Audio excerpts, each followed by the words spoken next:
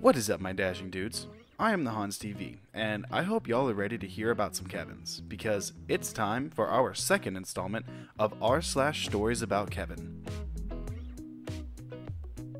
Our first story for the day comes from Kruth, Situational Kevin. Okay, to start, my dad is a brilliant reconstructive surgeon. He's fantastic at his job, but anything outside that with technology, he's just a train wreck. Some highlights. Wanted a smartphone because all the other doctors had one. Got mad because the Android phone asked for his email and didn't have one. Thought it would cost money to get a Google Mail account. Bought a 5 CD changer back in the 1990s. Was telling that it was broken. He was putting the CDs in shiny side up. Tried installing a radar detector in his glove box. Was scared of digital cameras because he doesn't get why they don't need film. Despite me, my wife, sister, mother, and various friends demonstrating that it's on a memory chip. Now he just fills one up and buys another. Had to finally get a computer for his office, didn't realize he could use it for things other than typing notes after attending a week-long training course. Once he texted me asking what time it was in my city, we're both in Eastern time cities, bought a 55-inch LCD HD TV, and then was upset that the image from a video cassette looked like crap. Thought that the Google Assistant was broken because he just had the volume turned down. Now, it's hard to say he's a Kevin all the time because he mentors and trains other reconstructive surgeons, but get him near technology and he's a mess. Gotta say, dudes, my dad is the exact same way. One of the smartest men I've ever met in my life, but you put him in front of a computer and he's like, duh, what do I do here, guys? Our next story comes from Abesan. Kevin doesn't understand cruise control. Not my story, but my dad's. Back in the 80s, his aunt and uncle owned a car rental franchise, and he used to help out there. They have so many stories from this business, but this is one of my favorites. One day, my dad and his aunt were at the counter, and a wild Kevin came in, saying he needed to rent a car long term. He had a cast on, and they casually asked him what happened. He started telling them all about how he had a lawsuit against a popular car manufacturer. Kevin then proceeded to explain that his suit against them was because he bought a custom camper type van from them, and his first time driving it while he was on the highway, he turned on cruise control and walked to the back to get a drink from the cooler. The van then proceeded to go off the side of the road and flip. Kevin was so fully convinced that cruise control was the same that he was suing them. My dad and aunt ended up pretending that they didn't have any cars to rent him. Yikes. That's a mega yikes for me, my dudes. Our next story comes from I Abstained from Society, my dad Kevin's idiotic statements. My dad doesn't like me. He's been up and down until he started catcalling 16-year-olds for me and making hanky-panky jokes in public loudly, so I don't see him much anymore. This isn't really relevant, so here are his dumb opinions / fact denial. He's in school to be a counselor and says he has a 148 IQ. Cancer and most modern medicines didn't exist at all until the 1800s, and it's GMOs and processed food that causes it, and nothing else.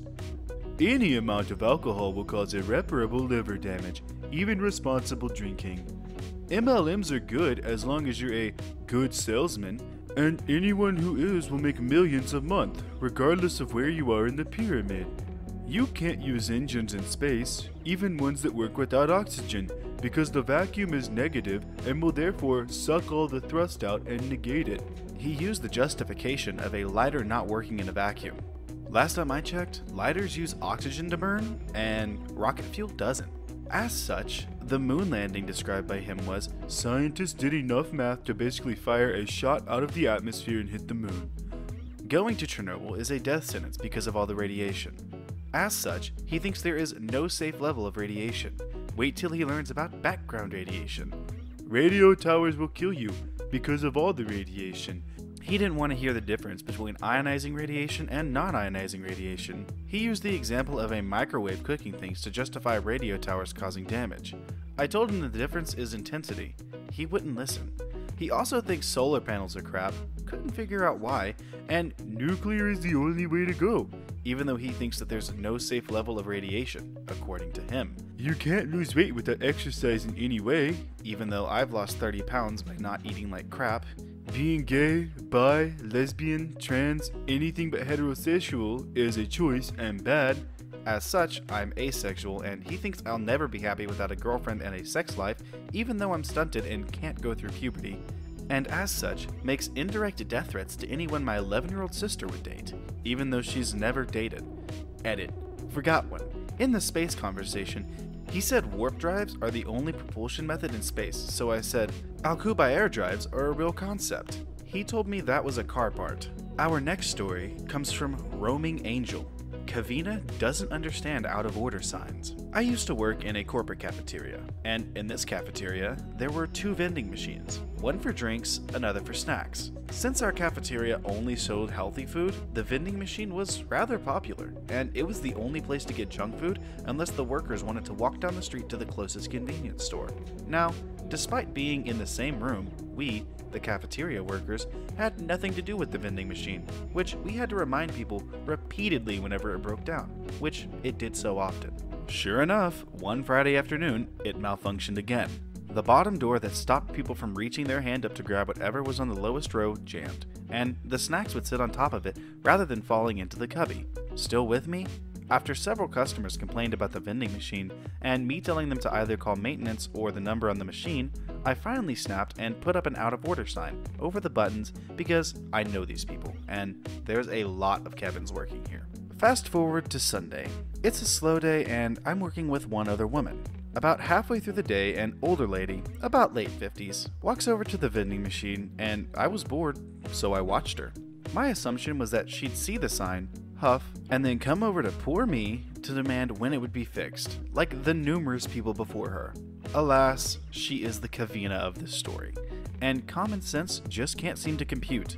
See, the lights were still on inside, and when she lifted the obvious out-of-order sign, all the buttons were lit up, so surely the vending machine must still be working.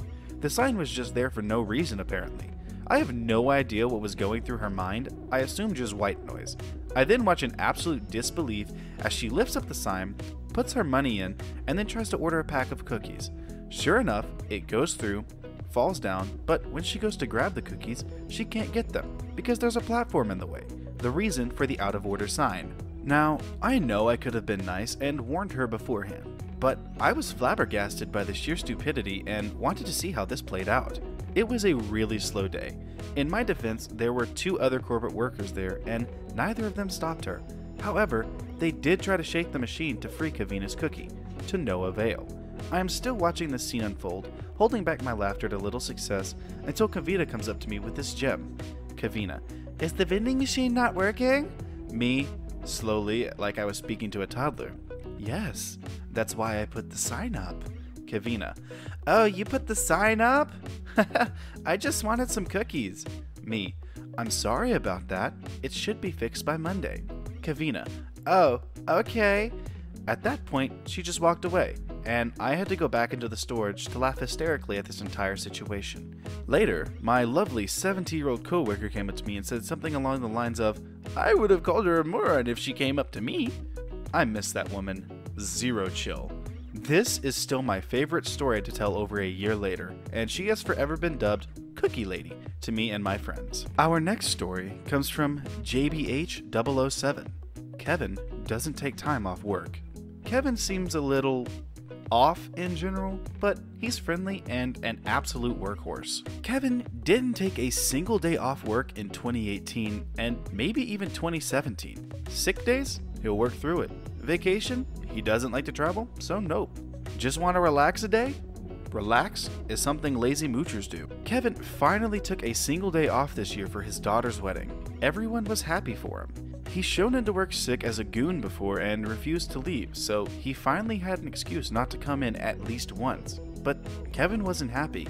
He apparently tried to get his daughter to schedule her wedding around his work schedule so he didn't have to take the day off. He came back the day after and complained non-stop about how he'd lost a day's pay. What? People were confused and asked Kevin why he didn't just use one of his vacation days. Apparently, the government pays for your vacation and sick leave, not the company. The reason he never takes time off is because he doesn't want to be a lazy moocher who steals money from people's taxes. Everyone tried to explain that that's not how vacation and sick leave work. In fact, the company pays for it out of their pocket. He can take 14 days off and get full pay at the company's expense. He's literally earned it by working there so long. Nothing worked, and he kept hammering on about how people take vacation days are lazy welfare queens who steal his tax money. You'd think that working at a business for a long time you'd actually understand business policies and how vacation days work and everything, but I guess that Kevins are just too stupid to function in that way. Our final story for the day comes from Giari, Kevin the cashier. For background, I work a side job at a certain extremely popular clown-themed fast food restaurant. I'm constantly thought to be younger than I am. I'm 18, but most people think that I'm 15 to 16 max. A lot of the younger workers didn't know this, including Kevin, so they talk to me about a lot of stuff. I'm also in America, in a small town right outside a big city. The education here is decent. So, for the stories. One day, I recently had a break and was scrolling through random pages of Reddit when Kevin walks in. He's excited to talk and sits down and asks what I'm looking at on my phone. I said the California earthquakes because those 2 huge ones had just happened. This prompted his response, "Yeah man, that's awful. The only thing I could think of that would cause them would be the fireworks making the ground shake. Gotta be more careful next time." I was shaken, but he continued. "I mean, what else could have caused them? It's not like the earth is all moving around." He continues to monologue for a minute, and I am sitting there absolutely speechless, befuddled even. So I try to change the subject, albeit slightly. I said something about Yellowstone because I'm a bit of a conspiracy theorist when it comes to that thing's eruption. His response? "What's that?" I stifle laughter and say, "National Park." He replies, "Oh, well, I didn't pay attention in geology class." And that was the last we spoke that day, until he gave me a very impressive handshake as he left at 10. And so, today. It was dead tonight since there was a big storm. Kevin was working drive-thru, which is right next to the counter where I'm usually at until all the miners go home. Our boss makes conversation about conspiracy theories, and we all laughed at Flat Earth. Oh boy, Kevin, the mad lad, doesn't believe in Flat Earth, which is surprising because the next thing out of his mouth is, "I just don't think we spin, like, we'd have to wake up facing a different direction, or be a few feet to one side or something." We all go silent. I figured out he was trying to talk about momentum, but he could just not get it in his head that the atmosphere and gravity hold us in place and prevent us from never being on our feet. I know those are only 2 stories, but they honestly bewildered me. Otherwise, he's completely normal, and is decently good with cars and does his job well.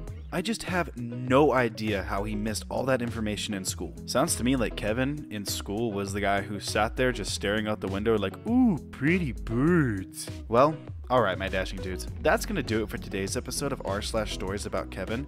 I hope you didn't lose as many brain cells as I did reading this story and narrating it. If you like the stories, I'll link them in the description as always, and if you like the video, go ahead and leave a subscribe, a thumbs up, and leave a comment down below with what you'd like to see me read next. But with that being said, I'll see you in the next video.